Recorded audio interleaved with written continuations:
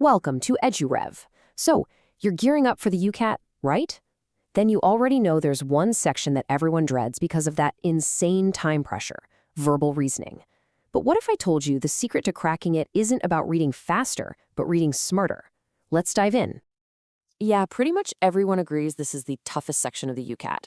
But, and this is a big but, it's probably not for the reasons you're thinking. It's not about big, complicated words or super dense scientific papers. The real enemy is the clock.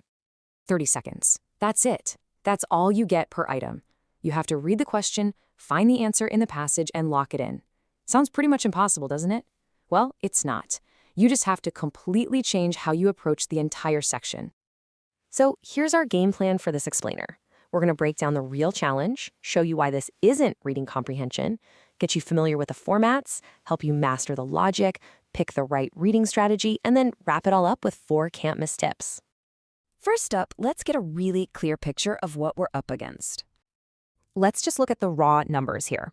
You've got 11 passages and 44 items to get through in only 22 minutes. You do the math, that's exactly 30 seconds for each one. This isn't a leisurely jog, it's one sprint after another after another. You know it's intense when even the official guides call the pacing brutal. But here's the thing, it's designed that way on purpose. They're not testing how well you can analyze literature, they're testing how efficient you can be. And with practice, you can absolutely learn to thrive under this kind of pressure. Okay, let's talk about what is probably the single biggest mindset shift you need to make. This is a game changer. Take a look at this. On the left, that's what we learned in school, reading comprehension. Slowly reading to understand the whole thing. Forget that. On the right is what you actually need to do, text comparison. It's a totally different skill. Your job isn't to understand the passage, it's just to find out if a specific statement is supported by the text. That's it. It's a targeted search and destroy mission. Now, let's get familiar with the 2 types of questions that are going to be thrown at you. So, about 3/4 of the items are your standard multiple choice questions. The other quarter are these true, false, can't tell statements. Now, you obviously need to know how to handle both, but your biggest time savings are going to come from getting really, really fast at those multiple choice questions. All right, let's make sure we master those true, false, can't tell items. I've got a super simple logic toolkit for you. Okay, the definitions are pretty straightforward. True means the passage agrees with the statement. False means it disagrees. The one that trips everybody up is can't tell. Just think of it like this. If you can't point to a sentence in the passage that proves or disproves the statement, then the answer is can't tell. It's outside the scope of what you've been given. And to remember this when the pressure is on, just remember the word moo. Seriously. M is for match. If the statement matches the text, it's true. O is for opposite. If it's the opposite, it's false. And the other O is for outside. If the information is outside the text, it's can't tell. Match, opposite, outside. Simple, right? Just a quick heads up on that outside thing. This doesn't mean you have to forget everything you know. You're still allowed to know what common words mean, understand how calendars work, and do some basic math with the numbers in the passage. Don't overthink it and psych yourself out. Okay, so you have the tools, you understand the logic. Now we need to pick the right strategy to put it all into action. So you've really got 3 options here, but let me be honest, one is just way better than the others.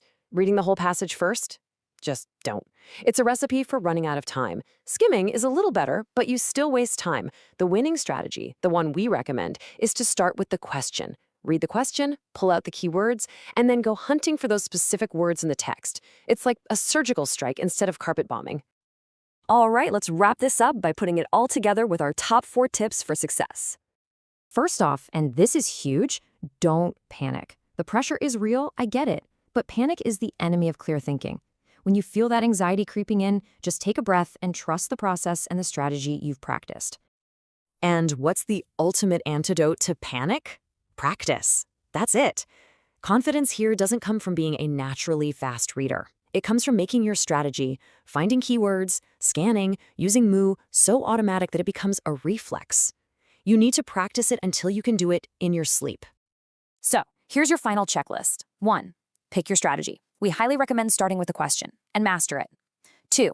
Always identify the keywords in the question before you even look at the passage. 3. Scan for those words. Don't get sucked into reading. And 4. Be decisive. Eliminate answers you know are wrong, and if you're stuck, guess. Never, ever leave a question blank.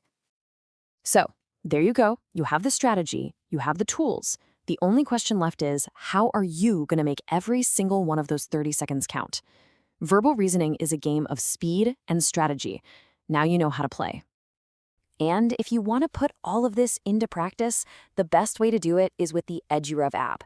It's loaded with practice questions, timed mocks, and all the resources you need to absolutely nail the UCAT. You can download it right now on both the Play Store and the iOS App Store. Thanks for watching, and good luck.